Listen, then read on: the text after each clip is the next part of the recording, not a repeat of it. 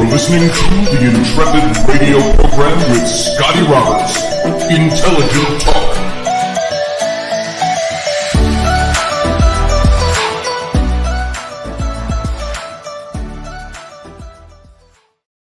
Intelligent Talk indeed. Welcome to the show, folks. This is Scotty Roberts. I'm your host here on the Intrepid radio program, right here on the Odyssey Radio Network. That's ODYSY1.com. Go on over, see all the goodness that's Odyssey Radio. That is our home network. We're not broadcasting there live tonight, but we will be again shortly after this hiatus. And you're listening pretty much by my live YouTube channel. And that's youtube.com/Mr. Scotty Roberts. I want to welcome you to the... Boy, I can't talk tonight. I want to welcome you to the show tonight. I want to thank you for being here. Thank you for taking your time to come in and spend it with me. That means an awful lot to me. You know, I have such low self-esteem and think so lowly of myself, and I'm such a sheltered person that every time you come in and give me your time and say hello to me, it uplifts me and it brings me out of my shell. So I want to thank you for that. All right. And everybody who's here, well, thank you for being here. I want to thank Matt Finn, my master and commander, first mate here on the show. Matt Finn, Master Finn, good to see you here tonight. Doug Stack, good to see you. I got to give Doug Stack a position of some kind. I don't know. Maybe you can be the engineering chief or something like that. You can turn on the transporter and get the engines going. And like Mr. Scott said, he says, "I'll sit on top of her and I'll make her go if I have to." And so there you go. And let's see who else we got in here tonight. We got Susie Q. Good to see you. Matthew Sainsbury. Good to see you. Susie Q, by the way, I think you and Leslie Holker were my first two moderators in this group. And so it's good to see you here tonight. I'm glad you're here. And who else we got rolling in here tonight? Field Guy. Good to see you, Field Guy. Glad you're here. And, of course, Matthew Sainsbury, by the way, is from all the way down in South America somewhere. I can't remember if you said Bolivia or Brazil or Honduras. No, that's Central America. Somewhere down there. So I'm glad that you're here tonight. And I think those are the only faces I see at the moment. All of you out there who aren't braving the chat room, come on in. You can experience the chat room. You can see that all these people are great people to hang around with. And you'll find a good family of people here tonight. And so I want to thank you for being here. And let's see, what other business do I have? I may have mentioned this last night. We put up a new shirt yesterday over on my Etsy page. And that's at etsy.com/shop/son of a patriot.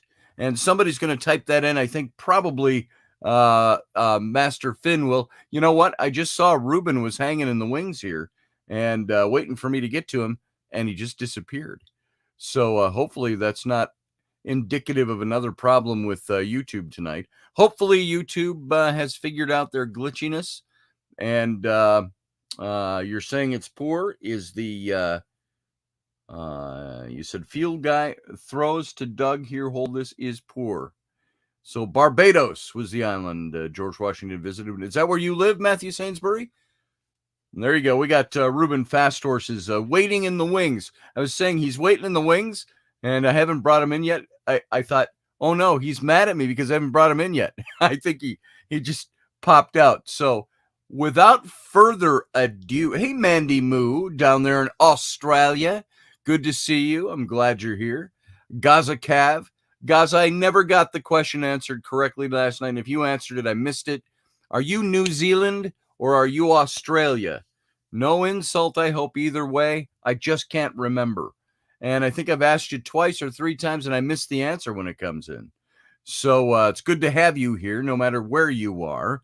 And I got to try some of those sweet potato things that you grow, the carabas or something like that, I think you said. So I can't remember. So I'm from New Zealand, born and raised in Auckland, but I moved to Melbourne, Australia 10 years ago. That's it. I knew it was something like that. So you're a little bit of both. Either way, you're down under. And so I'm glad that you're here tonight. It's good to see you. And you know what? I've got my dear friend. He's been on the show several times.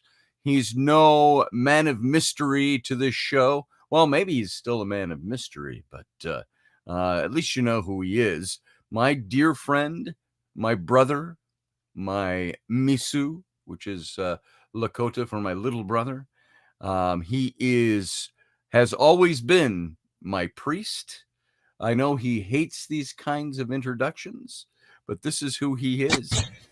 I want to bring him in right now. There's my friend, Reuben Fast Horse. Reuben, how you doing tonight, brother? Oh, Madoki api leon betuki lele lo washte lo chachete mo washte ne pechuz apelo. It's of the great heart that I put my hand out to shake everybody's hand out there. And to the lady in New Zealand, I was in Auckland in 1997 and also lived in Adelaide, Australia for 12 years. So, hey, mate. That is Gaza. It's a he. I thought Gaza was a woman the first time I met him in here, too. So he forgave me. And then Mandy Moo is from Australia. Mandy. So, over in the chat room. Cheers, Matt. So, cheers. Yes. And so we've got people filing in tonight. And, for those of you who don't know the history, we'll give them a quick brief on yours and my friendship. It started roughly about 20 years ago. I was doing, and so was Reuben, we were doing different forms of historical reenactment, living history. And I was with a group called the 42nd Royal Highland Regiment. And we portrayed the Black Watch, the Royal Highlanders from the 1759 during the French and Indian War. So we were red-coated Scots with our kilts and our swords. That was my sword up there that I wore on my side, the big black basket hilt up there. Oh, and Reuben's got his kilt on. I thought you were doing something indecent. It's like, no, we're on a Zoom call. You know all the faux pas with guys in Zoom calls these days? Are we off air now? Okay. Scotty because my pants are first, off. The first thing Scotty taught me was like, you wear a kilt, and I wear this industrial kilt now. I got like 3 black industrial quilts, and I wear them every summer because it's free and refreshing. And he said, you got to be regimental. No underwear. Right. So that's right. You got to be regimental. And the best thing about a kilt, people say, how can you wear all that wool in this heat? And I'll say, first of all, it's a lightweight wool. And second, it's air conditioned. So all you got to do is stand with your feet spread apart at a manly stance. And you let a little air come up in there. And you're like, whew. Yes. And Scotty, I get teased all the time about the kilt. And yes. And even my girlfriend teases me, like, why do you gotta wear a skirt? But it's freeing, it's good. And then I go to the liquor store and get my vodka or whiskey or whatever, gin. And then they're like, so Reuben, you got your kilt, you got your skirt on. I said, this is a quote from Scotty. It's only a skirt if I have my heels on. Right. Do you see matching heels, Les? So, and it's not just you; it's also Eric Nelson and yes, a bunch of our old friends. They were just all like, "Yeah, we could take it, but we're gonna dish it." That's right. We'll dish it up. And so that's how Reuben and I met. And he was the first day I met you. You were dressed very traditionally. You were bare-chested, but you had a long bead, like a breastplate. Breastplate. Yep. And you had on deerskin breech clouts. That's what you would call in American motorcycle terms. That's assless chaps. And so Reuben had on his assless Indian chaps, but he had the maybe the breech clout is the what do you call it? Like the loincloth that hangs down in the front. Yep. And then the leggings with the assless chaps on them, made out of deerskin. So that's how he was dressed when I first met him. Feathers in his hair, long, flowing, straight, shiny black hair. I always said to him, I think one of the first times I met him, I said, "You look like somebody who just rode off the set of Dances with Wolves." And he does. And so that's when we first met, and we got to know each other pretty well. And Reuben and I spent an awful lot of time conversing. You know, guys, folks, you don't have a good friend until you can sit down for hours, days on end, and just talk. And your supply of talking conversational material never ends. And this is how I got to know him, and he became what I would call my priest. And so this is how I got to know him, and that's been going for 20 years now. So it's amazing, you know.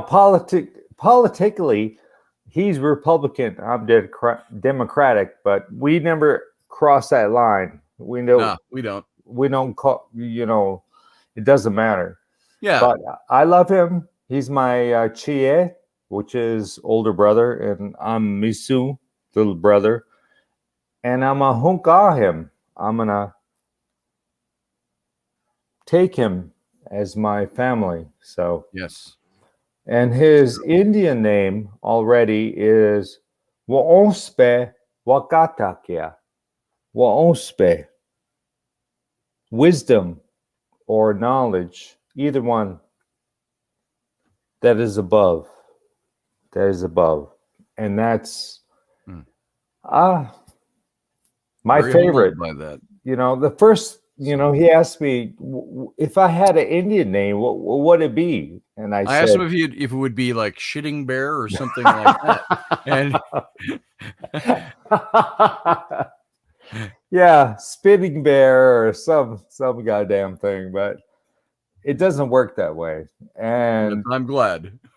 and it's been 20 years, and we still, even though our political differences are different, we're still brothers. And you know what about our political differences? You know why they aren't a problem for us? We don't talk about them. Yeah, we just leave them out. It. It's not important to us that we're on different ends of the political spectrum.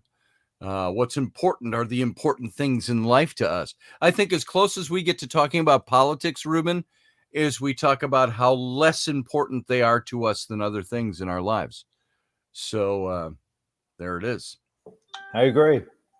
And tonight I've got you on specifically because we were just talking this morning, Reuben and I, on the phone, and I said, "Oh man, I want you to come on." Because you remember, folks, last night I announced the topic for tonight was going to be, did Eve fall or was she pushed? That was the big topic for tonight. I was going to look at kind of an esoteric, hermetic breakdown of the whole issue of the Eve and the fallen race of man and so on. And so we've now pushed that aside because Reuben and I were talking this morning. I said, "You've got to come on tonight. Let's just talk tonight."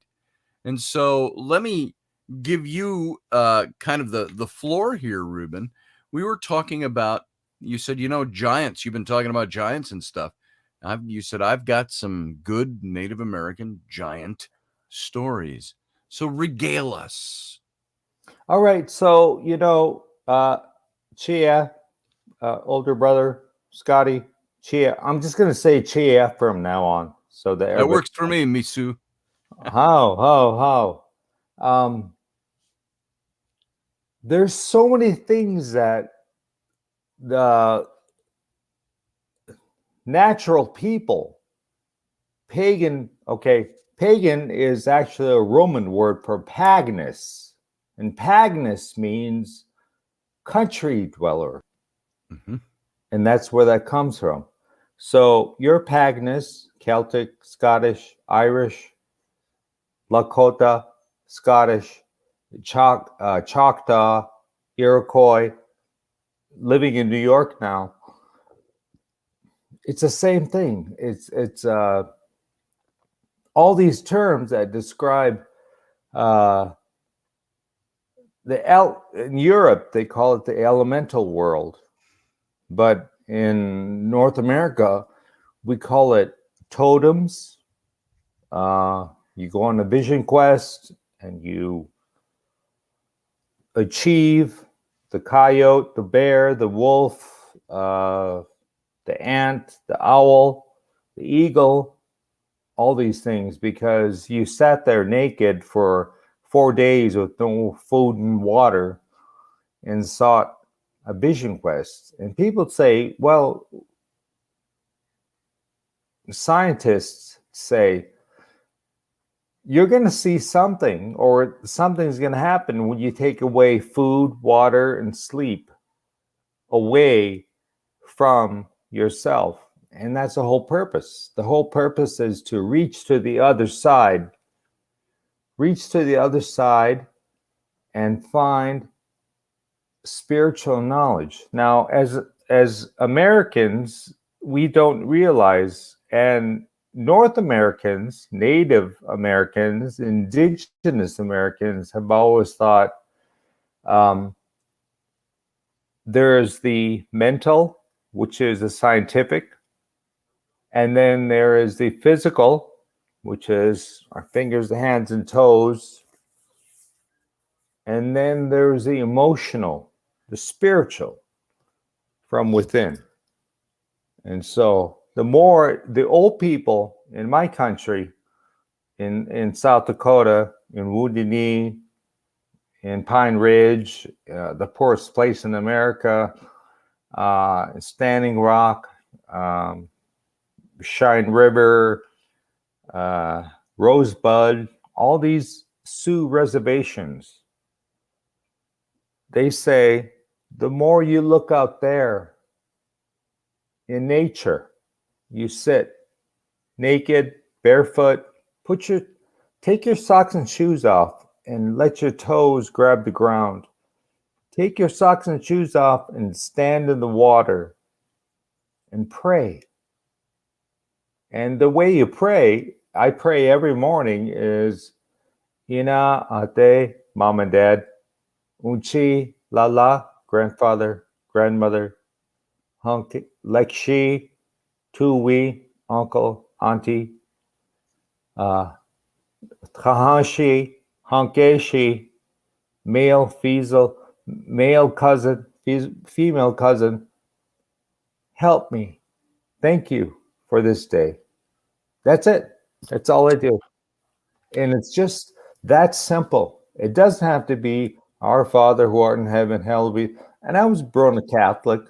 I was altar boy. On the reservation, you were raised Catholic? Well, they gave us a choice. They said, okay, they couldn't defeat us in the military. And people don't know this, but we are the only people, and the Seminole people from Florida are the only people to have defeated the American military. That's true. Germany didn't do it. Nobody else did it. Nazis didn't do it. But we did. Little Bighorn, we did it. And the Seminoles. And you were down there.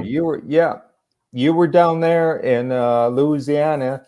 Mm-hmm. And you can't find somebody who's in the swamps who knows it. So that's right. So it's just crazy. So we are the only two people, Seminole and Sioux, are the only people to ever defeat the U.S. government. Yet they made treaties with us. Treaties are international law. Now you can't break an international treaty, but the government did. Mm-hmm. They made a treaty with us every time, and they broke it every time. Malcolm X, the great leader of the Black movement, went next to Martin Luther King. Malcolm X, in a TV interview, said, this government, U.S. government, sees the black man as a domesticated animal. like a cow and a pig and a horse. And he sees the red man, me, as a wild animal. But the wild animal has timber, water, land, Gold. resources. And they took it. And every treaty they made with us, they broke. So that's the real. I'm not a bitter and angry Indian. I'm just trying to get people to be educated, because when you expand consciousness, Scotty, when you expand consciousness, you can't deflate it. It's right. there. It's there. And so whether it's the Fae in Ireland, Scotland, in England, or the Native American, and I'm trying to get back to that. I'm trying to tie. I don't want to talk. I was going to insert a question in here too before you got back to it too. Please. Oh, I didn't mean to cut you off there at all. No. There's something you mentioned when you go out every morning to pray. A lot of these things, we started talking about the giants, and we kind of went into talking about the things you're talking about now. We're working our way back to that. But things like the Fae and so on. A couple of weeks ago, I was talking on this show about how to attract the Fae, how to, and not conjure them up or something like that, but how to make yourself open to seeing them, to receiving them, or to communicating with them, experiencing them. And we talked about that a bit. And I said, in talking with you, you talk about how you go out and you pray. And we were talking about the thunderstorms and the thunder gods. And I was talking about my 9-year-old and my 6-year-old daughters who are afraid of thunderstorms. And I thought, oh, what a great story to tell them. And so I asked you, I want to ask you this question, but tell everybody really quickly in a few seconds about the thunder god. When you see a thunderstorm, what are you looking at? You're looking at, you said the black gods. Talk to me about that for a second. Yes, Scotty. Among the Lakota, of all the Native American people, Lakotas look to the west. We don't look to the east. And so in the west, if you think about it, literally, and the meteorologists will say, oh, precipitation is coming from the west, thunderstorm or snowstorm from the northwest, jet stream. Yep. And it's true. And so we're the only people that look to the west, and we looked, and the color is black. So black is very sacred for us. So the thunder god comes in black, did you say? It's yeah. You look to the color, you look to the... It's so the thunderbird, we say the Wakia Oyate, the thunder beings. And I portrayed a Heioka, a sacred clown, the physical manifestation of the thunder beings. And I asked my elders if I could do that. I never had a dream for it. But so when you see a thunderstorm, ladies and gentlemen, think of it as a huge thunderbird. And when the beak opens, it's the beak of the thunderbird in the thunderstorm is just thunder. But when the eyes open, then it's lightning. Yeah. And it's not anything to be scary of. It's just a blessing. You and I were talking about that this morning. And I said, now, Reuben, these are stories. There's certainly mythologies here and so on. But how do you, and I asked this of you this morning, I told you I was going to ask you tonight, how do you differentiate for yourself between understanding and knowing science and how science works? Science is going to describe a thunderstorm to you in one way, lightning and thunderclaps and so on. And you can say, yes, but I believe this is, and I forgot the name, this is the Thunderbird. with the mouth open and the eyes bright, and how do you differentiate between science? And I asked you, do you really believe that there are spirits involved with things like thunderstorms? And you said, yes, I do. And Yes, so yes, explain that. no, you're right. I understand it in this way.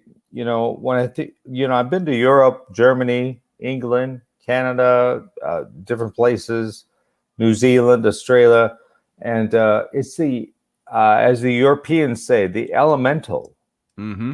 which is, right. But in North America, we don't call it that. We call them totems. We call them Right. animal spirits.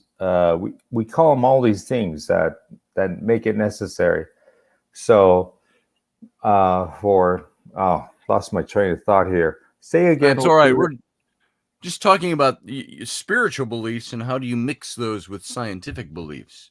Oh, because the American spirit, not just the American, but the human spirit is mental, scientific. And then you have the physical, where you eat and drink. Right. And then you have the spiritual.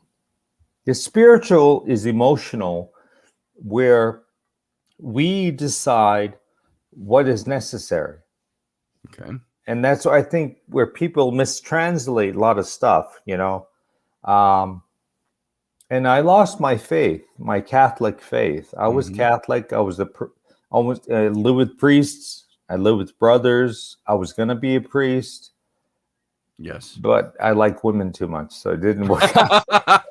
That was my same downfall. I could have been a priest, but I liked the chicks too much. So just being human, being man, but also understanding that and I've seen you change from Baptist to doing tarot. And that's what made me fall in love with you more, because it's like, this guy's got an open consciousness. He's just like, he's going there. He's getting there. So, with the Renaissance Fair and the Rendezvous Fair and whatnot, and we've been together for a long time, and I've got no judgment against you, Oh, nor I you. So yeah. Now, somebody in the chat room, it was Texas Joe, said, he says, there are no spirits in storms. We call it atmospherics. How would you respond to that? When I went on the hill, the Vision Quest Hill, nude, with tobacco ties and pipe and buffalo robe, and no food and water for 4 days, no sleep. It's easy to say, as a priest and the scientists would say, you deny yourself those elements, food, warmth, and shelter, water. You're going to see something. And that's the whole purpose. The whole purpose is to do that so that you can reach to the other side. I'm saying intentionally, I am not going to have food and water. I'm not going to have sleep. I want to reach the other side. I want to understand what's going on.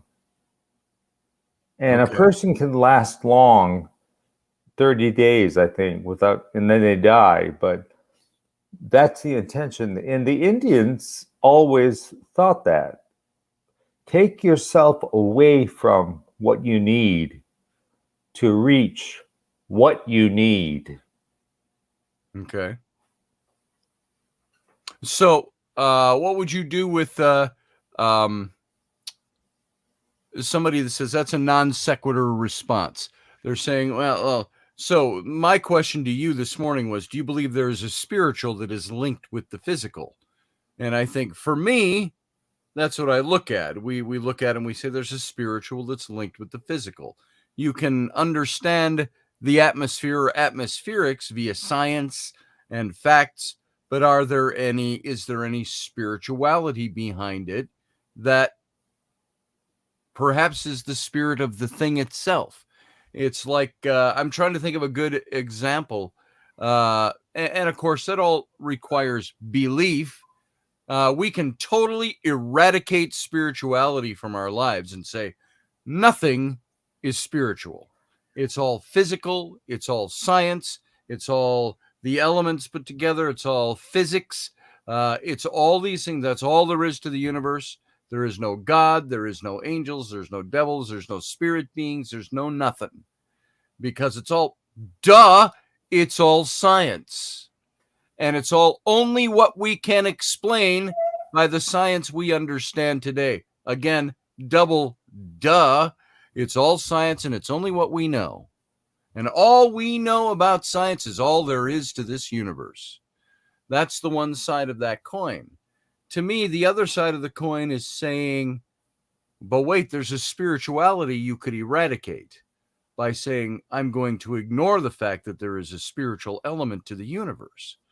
And I'm not saying and suggesting that a thunderstorm is actually a thunderbird, a physical bird. But do you believe, is it just a belief system you have that you put on it?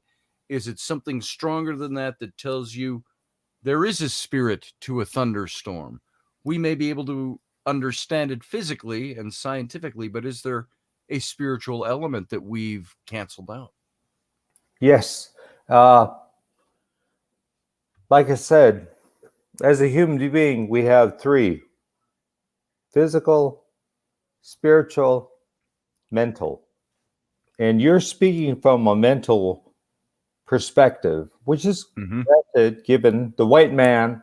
I'm sorry, I'm not trying to peg you, okay, but the white man and the white man's thought has always been mental. But the Indian is a third one. So you got mental, and then, I'm not trying to finger you. Yeah. I get it. Yeah, here's your mental. Yeah.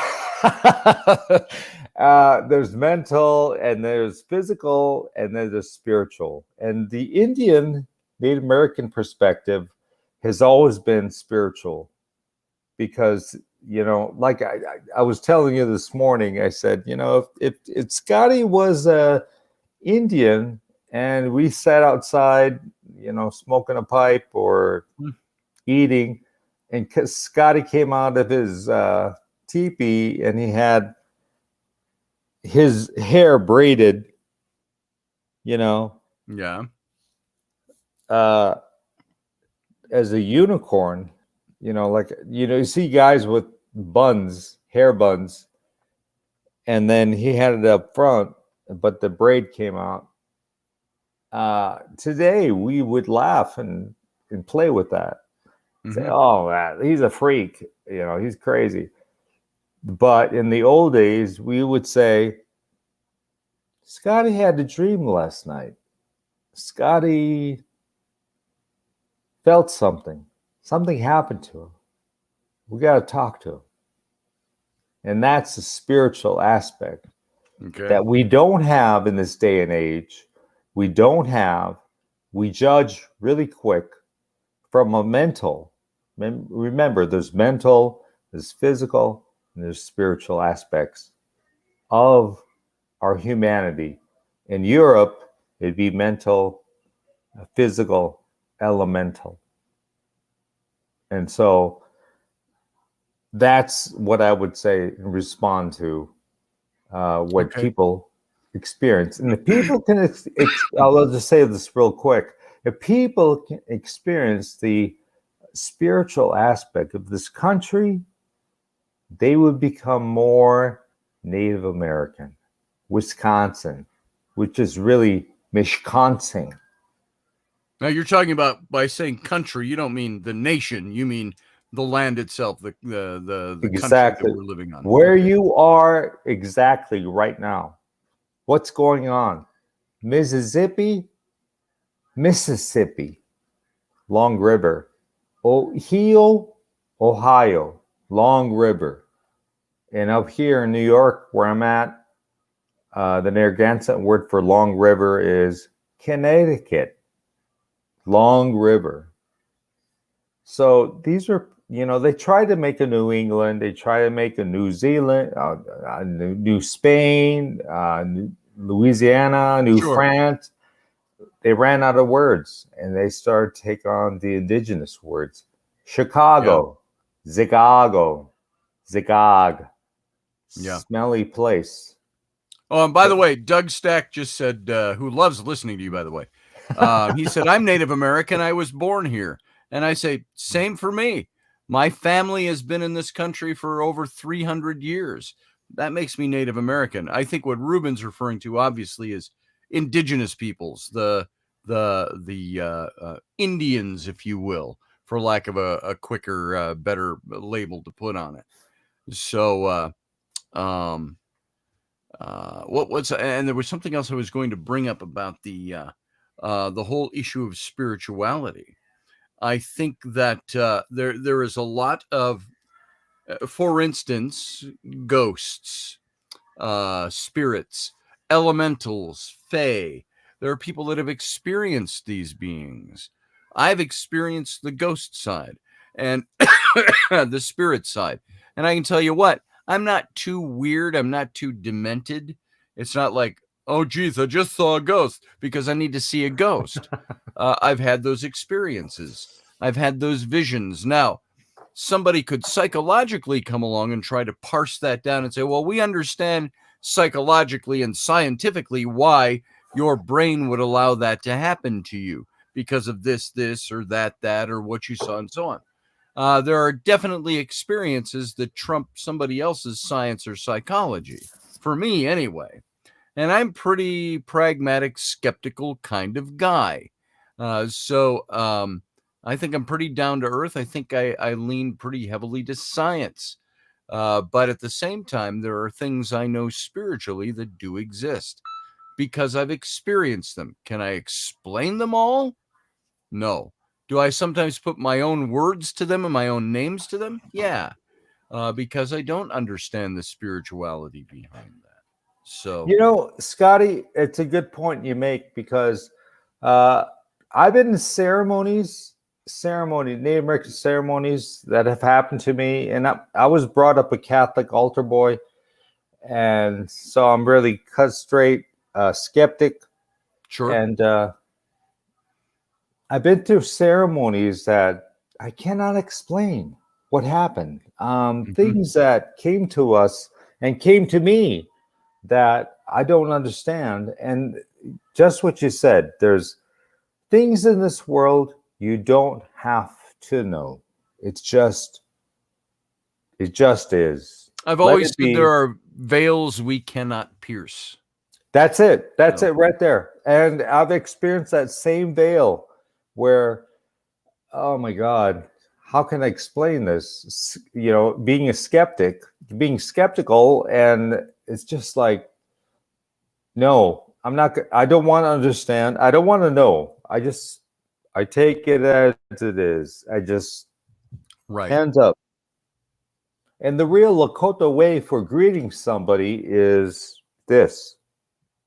It's not this. Yeah. Shake hands. It's this. Showing, no, I have no objects.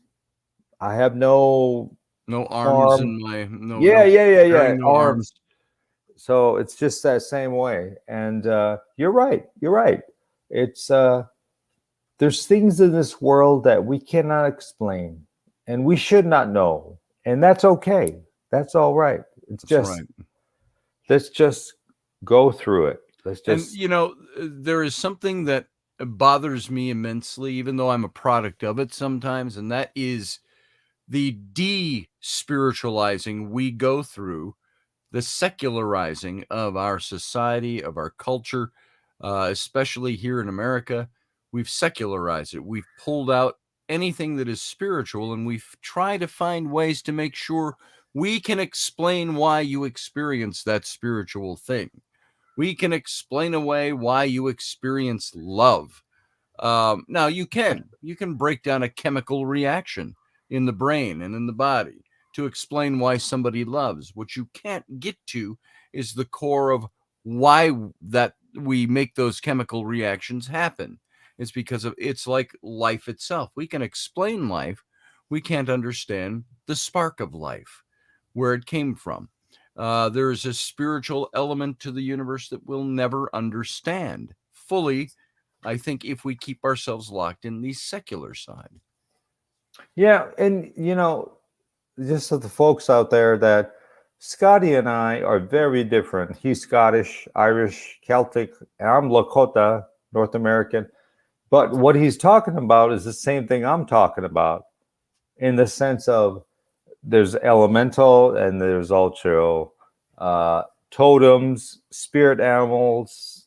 People have their own vision quests and stuff like that. But when you reach the whole point, the spiritual aspect should reach us to the point of the pinnacle, where if you're Celtic and I'm Lakota, you'll be good. You'll be good because by your conduct and the way you live your life. And that's what Hindu, Buddhism, or whatever it may be. It just Shinto, whatever it may be, though these practices should bring us back to an aspect where we're all going to come to a place of peace, humanity. And it doesn't matter what nation you are, it's the spiritual aspect. And that's what I love about Scotty. Scotty brings that show to the point where he brings everybody like a needle and thread. And he just hooks me. I try to. It's like right now, I would say to my friend Amanda B. over in Australia, Amanda, I love you. But at the same time, I would say, I'm an American citizen. I'm a citizen of the United States. So is Reuben. And so to try to generalize and say the USA hates race is too generalized a statement, only because, and I realize you're seeing that from an Australian point of view. But you look at Reuben and I, we're both citizens of the United States, and neither of us think that way. And we are surrounded by people, hordes of people that don't think that way. And so to say the U.S. is this way, you're looking at politics. You're looking at the way some politicians like to drag us, as opposed to who the people here really are. And so I'm not upbraiding you, Amanda B., over there in the chat room, but I am letting you know we're both citizens of this country. Reuben may have roots in his Native American culture and the tribal culture, and he was born in. Frankly, if you followed the series we did last year, he was born in a sovereign nation within our nation. Me, I'm from, as Reuben has said, Celtic stock. I'm a Celtic mutt. I'm Scottish. I'm Welsh. I'm Irish. I'm all of those things. And so with a lot of Brit in me as well. And so those are the things we bring to the table from our past, but both of us are citizens of this country. Reuben is a United States citizen. And so also, I was a permanent resident of Adelaide, Australia.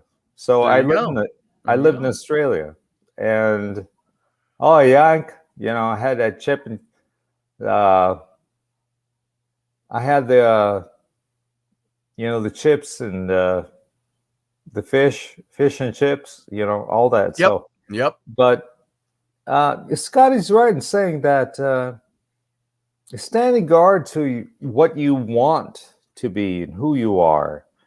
And, I'm the original American, and he's Native American.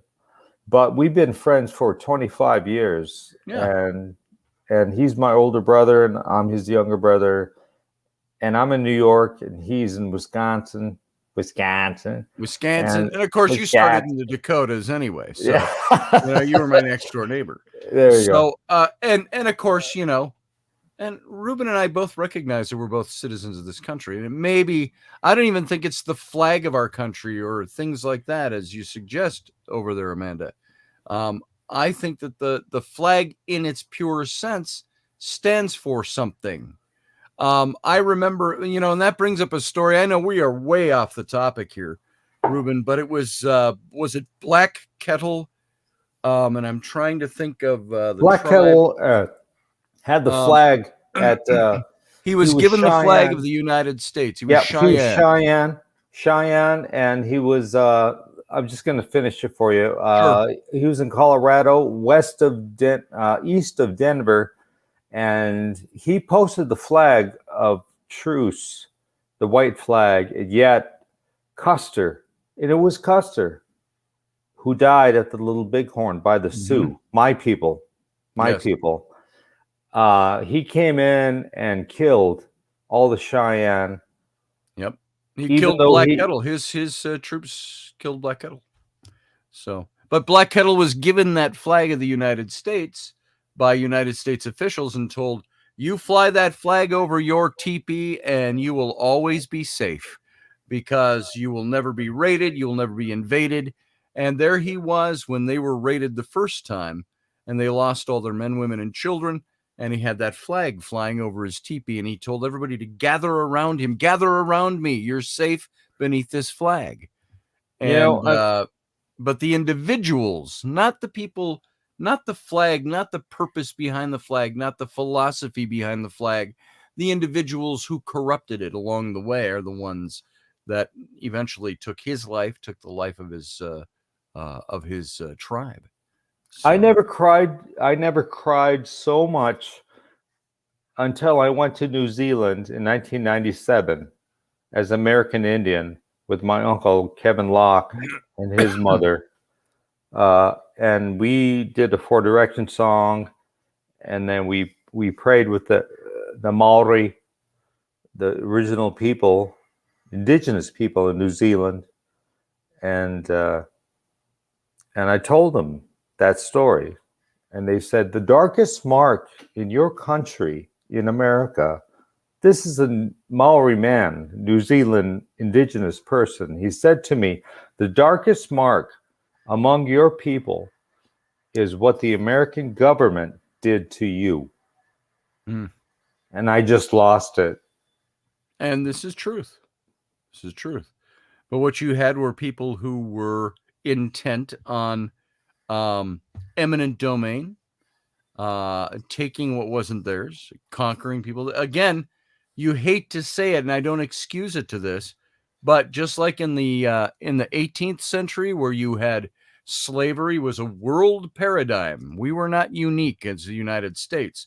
But in the 19th century, we were among the first to abolish it. But as we were abolishing slavery in the 1860s and the 70s, what were we doing? We were pushing the Native Americans off of their land because eminent domain, conquering a nation, that was what our leaders of the time called manifest destiny. This is the destiny of the United States. Thank you, Scotty. Thank you. So, and all of that, we can look back on it now, and like right now, I don't say to Reuben, hey, Reuben, you really deserve the land I live on because it once belonged to your people. And Reuben would go, yeah, I'll take that land. No, that's not what we do. We don't live in the 18th century anymore or the 19th. You weren't there. I weren't there. I wasn't there. We weren't there. What we have is what's in the here and the now. Here, here. And all we can do is make it better as we can. I'll tell you a joke. Yes. So there was this guy. I was talking to my wife in Lakota in the grocery line, and we were just talking in Lakota, Indian way, and the white guy behind me said, "Hey, why don't you go back to your land and talk? Why don't you go back where you came from?" Yeah, why don't you come back where you came from? And so I bought my groceries, and then I camped out his backyard. Nice. Because it's my land. Told me this is where I came from. Yeah. I saw a political cartoon. I still remember this from my 7th grade year, which was 1972. Oh, you're old. 72 or 73. I sure am. And I saw a political cartoon, and it had a big fat cat. I don't remember who he was supposed to represent, corporate America or something like that, but then showed a Native American man with his face in his hand. And the guy's going, yeah, well, if you don't like it here, why don't you go back where you came from? And so, I get that. And, there are things that we can't unchange. We can't undo what happened in the past. And so we don't strive to do that. We strive to live in the here and the now. And so anyway, that's not at all the topic we were going to talk about tonight, but look where we go every time we talk. I got one more joke for you. Tell it. So I was in line and I had a bag of peat moss, soil to plant. Very Scottish of you. Yeah. And I had it. And the guy said, I had 2 bags. I had one on my shoulder and I had like 2 in my carriage, grocery cart. And the white guy said, what are you going to do with that? And I said, I'm buying my land back one bag at a time. One bag at a time. There it is. But that's the whole thing, Scotty. Is I want to get back to giants and yeah, the elementals. We'll get there. It's just that it's crazy that in this day and age, I love that the administration acknowledges. They say Mexican, Latino, Black. They say white. And they finally say Native American. And I got to say this real quick. Native American is a term given to us by Congress in the last 50 years that says if you're Athabascan, Inuit, Yupik, Alaskan, Samoan, Hawaiian, you're Native American. If you're an enrolled member like myself, you're Native American. But if you got this much blood in your toe, that's Native American, you're Native American. And if you're born in the United States, like Scotty, you're Native American. Yeah. And that's such a diluted term representing us. So American Indian is not a bad term. Indian comes from the Latin root word indios. Indios is Latin for in God, of God, or children of God. Not bad. But if you're from New York and you're going to go out west and say, I'm going to see the Indians, where are you going? Arizona. Then you're going to see the Dene. The Dene. That's what they call themselves. You know them as the Navajo. Right. Navajo is Navajoa. Navajoa means knife. If you're going to go see the Indians of South Dakota, it's a Lakota. Allies. But we know them as the Sioux. And when I was in Germany, ohne ein bisschen Deutsch sprechen, I also speak German, they said Sioux. S-I-O-U-X. Sioux. Yeah, with the X. Sioux. Pronouncing the X. Yep.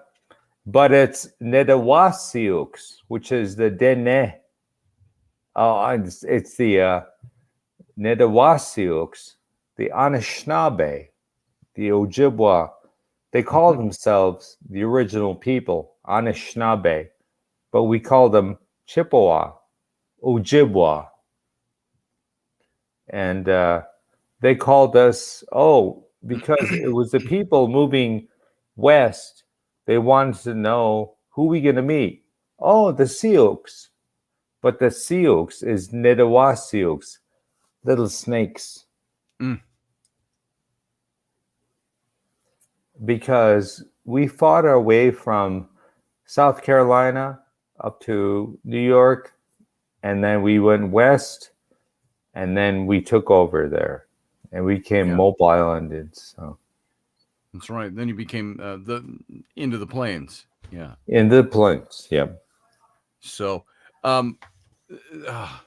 somebody said something here that I wanted to comment on, and I'm looking for it. I lost my train of thought. So giants is something. We could get back to giants. let's, instead of going right to giants, we'll do this again another time soon. Maybe next week we'll pick it up. But I wanted to ask you, because we started on this and I left off on it because we rabbit trailed. Go figure. I was talking about how a couple of weeks ago how you can attract the fae, attract the elementals, and by the way, it's not to be something that's done willy-nilly, and you have to do it the right way, because you never know who you're going to piss off. Because the elementals can be very benevolent and good. They can also be very evil and dark. But I had talked about how, many of the people that are into this say you go to a place that draws you, usually away from the hubbub of the city. You go to the woods. If you go walking in the woods on a regular basis, go find that spot that speaks to you, that draws you in, and that's the spot, and go there. Start sitting there. Start thinking there. Start praying there. This is when you mentioned praying every morning. That's what brought this up. You pray there. You start singing songs, and you can attract things to yourself. Not attachments. I'm not talking about the demonic or anything like that. I'm talking about the earthbound, the elementals and the fae and the, I don't know, giants or not, but these are things that there are many people, it breaks the code of science to say that these things exist. Yet there are too many people, myself included, who have experienced them, and I haven't needed drugs. I haven't needed anything like that. I've just needed an open mind. And so you, in Native American speak, if you will, you've experienced this. How would you draw these things to yourself? Is it sitting out? Is it going out to pray? Is it going out to, what is it, do you think? And is it important to be able to do that, or is it something we should avoid? No, I really believe that like you're saying right now, the elemental, in the Native American culture, I walk outside when the thunderstorm comes and I strip naked.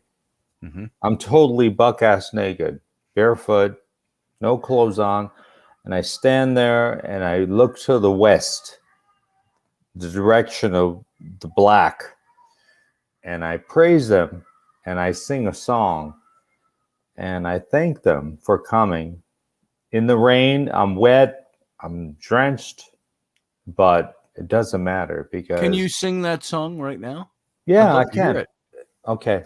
It goes like this. I hope you're recording this because... I am. Good. So when you stand out there, be naked. Take off your barefoot, no clothes, and look to the west and put your hands up. Mm-hmm. And you sing this song. Le che ya ya tu wa ma ke pa pe lo yo. Le che ya tu wa ma ke pa pe lo yo. Ha ye yo he ya we yo pe ya ta. Wakia oya te ya kola maki papelo yo ha ye yo leche ya tu wa maki papelo yo ha ye ya we yo pe ya ta. Wakia oya te wakola maki papelo yo. Who is it in the west that calls me? It's a thunder beings. It's a thunder beings. They call me in the west. And that is the song. That is old and ancient. Yeah. So I thank you for letting me share that with you. I thank you for sharing it with us. So now, we didn't get into talking about giants. We'll do that. I would love to have you on once a week. And I'll do it. Let's do it next time. let's do it next week. Let's hit the Giants. And oops, I just knocked something over. Sorry for the noise. Such professionalism. Hey, David Castle from Newcastle. Good to see you here tonight, by the way. And Michelle Canham Free. Good to see you. Spirited Woman. Good to see you. And so, folks, my guest has been my dear friend, Reuben Fast Horse. We keep saying that we're going to get him back. My Misu, my little brother. And I keep saying we're going to get him back another time. Well, you know what we're going to do? We're going to do this once a week. Let's shoot for maybe Wednesday nights is the night to do it. If that works for you, Reuben, we'll talk about it a little bit later, but let's shoot for every week. I got something to say. Okay, say it. Okay. You take as much time as you want. No. I just got on this app called Here. Yes. And Here is when my friend tprazors.org, tprazors, TIPI, razors.org, who I have a class this Sunday that I teach Lakota. And Dave Ventimiglia, asked me to share. So somebody's traveling across the country and they see these historical marks, but they can't stop. They tap onto herehere.com app, and then they hear what's going on. And Kevin Costner threw a lot of dollars into that investment. I just put the link in the chat room for people. Herehere.com. You can get the app. Thank you. You got it. And look to my brother Chair, and so go on and talk about Kevin Costner. You were asked to do something for this site. Yeah, I was on Standing Rock talking about the Standing Rock, Sakakawea, Hugh Glass, and Sitting Bull and Standing Rock. And so if you happen to have a travel against, that way up to Bismarck, North Dakota, you're going to come across my voice talking about the old ways. So this is an app that, what does it do? It picks up, like, when you go on a road trip and you see all the roadside historical markers, you want to pull over and see what they say. This is an app that alerts you GPS-wise as to when you're approaching an historical site. And Reuben's doing some narration for Native American sites. Amen. And it's also just, you have to turn the app on first before you... Sure. And say, this is my route. This is where I'm going. The GPS just follows you and lets you know. So, but yeah, turning it on. Amen. So, all right, brother. Scotty. Yeah. Good having you with me. I love you with all my heart. And I will talk to you again soon. We're going to plan for next week. So we'll be talking probably tomorrow or the next day, and we'll get this all figured out. Amen. All right, brother. There's no words for goodbye in Lakota. We say doksha. Doksha. Until we see each other, we'll speak. Amen to that. All right, Reuben. Doksha. Good night, brother. Good night. All right, guys. That was Reuben Fast Horse.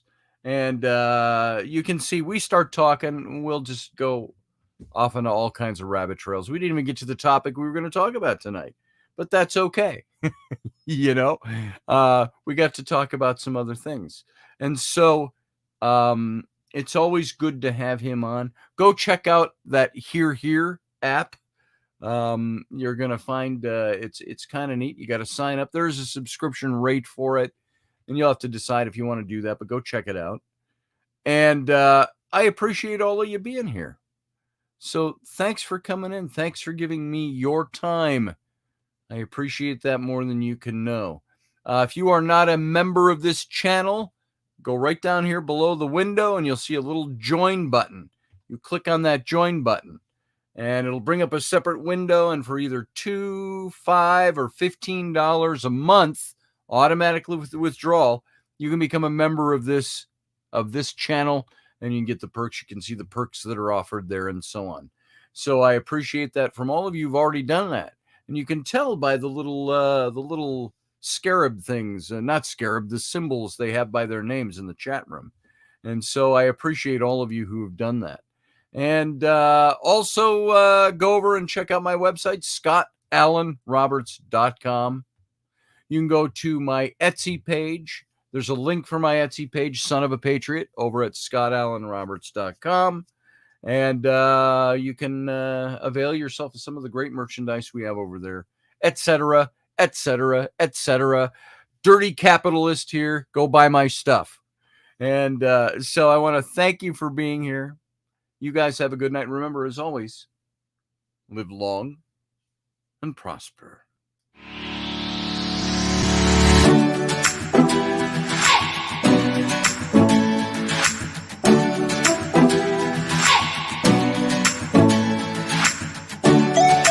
You're listening to the Intrepid radio program with Scotty Roberts. Intelligent talk.